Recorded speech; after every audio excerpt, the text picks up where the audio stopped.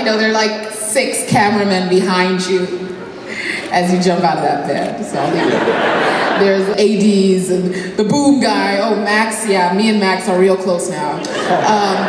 You know, he's right next to me.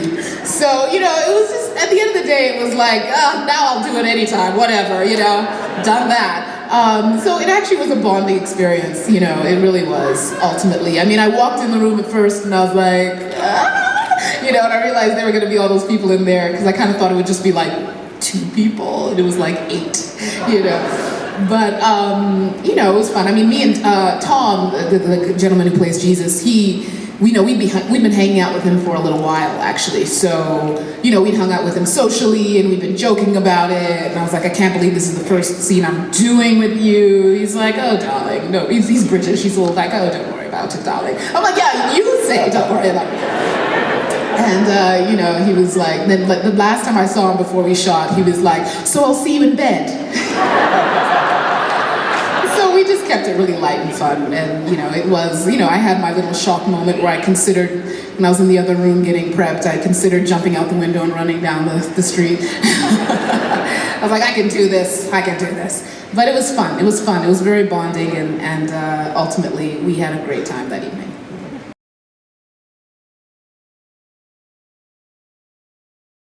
That was really, really, really intense. That entire, not just, you know, the entire like thing, we shot it over a couple days, but it was very, very, very intense. And that moment when he's shot, and then I don't know that he's been shot in the eye. All I know is that Ron has shot at him and Rick, and then I take Ron out, and then me and Rick realize simultaneously that Carl has been shot.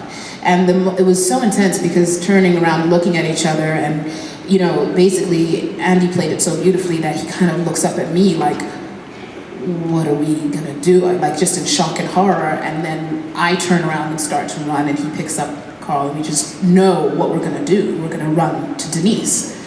We don't say it, we don't discuss it, we're just gonna do it. And we were running up a hill, the guy shooting it was running in front of us with a steady cam, and he's running facing me, running backwards, and I'm slashing, and, you know, Andy was, I mean, the sobs coming out of him, it was just really, really intense and frightening. I mean, this is both of their worst nightmares. So it was a very intense scene to shoot.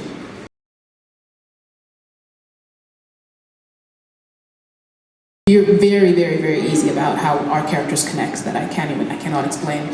But her giving him the gift of sharing that pain with him, and she never shared it with anybody, and she chooses to share it with this young man, I just thought was, you know, a really special moment for her and for him. He's also the next generation, you know, and he's the hope, and he's become a true survivor, and there's something so powerful about that for her, also with the loss of her son.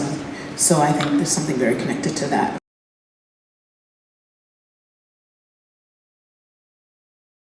Oh gosh, you just want to go to the dark place. Lady's happy and in love for a second, you know what I'm saying? Like, can she just be happy and in love for 4 minutes? 4 minutes. Maybe on another show. Right, exactly. You know, she made a choice in episode 9 of season 4 where, you know, that moment where she sees her doppelganger, she sees what she could become if she just gives up. She could become a walking dead person herself. Because if she just walks away and doesn't find people again and decides to be a loner again, she can function and survive, but she won't really be alive. So the choice she makes when she goes back and she finds Rick and Carl in that house, she didn't know she was gonna find Rick and Carl, but what she did know was that she was choosing to invest in people and to invest in living people, in life. And that involved risk, that involved vulnerability, that involved not knowing if loss was gonna come again and again and again, but choosing to actually function as in her fullest self, which is I will stay alive as long as I can, and I will invest in others. So I hope she would continue to do that. But, you know, so far, thankfully, we haven't had to think about that.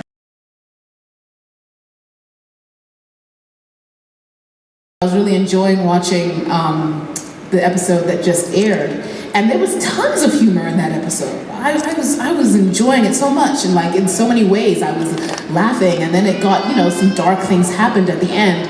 But there were tons and tons of moments that were like, you know, just watching Mr. McDermott and, you know, Mr. Cutlets, you know, I mean, come on, like it's just so funny. And even just watching the dynamics between, you know, the Rosita and Denise and Daryl, like there were so many very, you know, humorous bits to what was going on. So, and I think that's what's great about The World, is that what they're doing with the writing is that it's human. And if it's human, there's gonna be some humor in there somewhere. But yeah, with The Walking Dead, you always have to hold onto your chair because you don't know how the episode will end. You know, so it might have you laughing and then something else will happen. Yeah.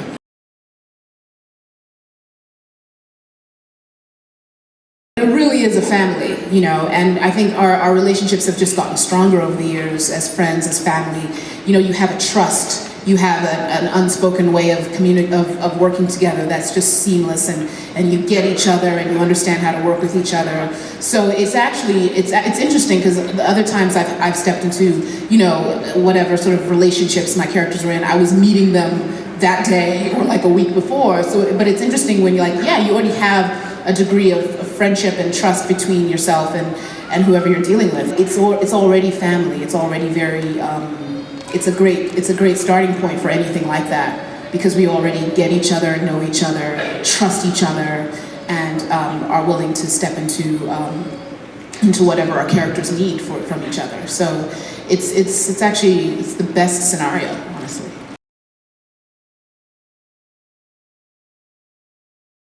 There are ways that she's evolved. Like before, she was like, I was like, what? This chick is so like strapped down in her issues, and she's so covered, she's so walled up, and I'm like fun and goofy, and then at some point she evolved past me, and I was like, what happened? Because now I find her more mature than me half the time.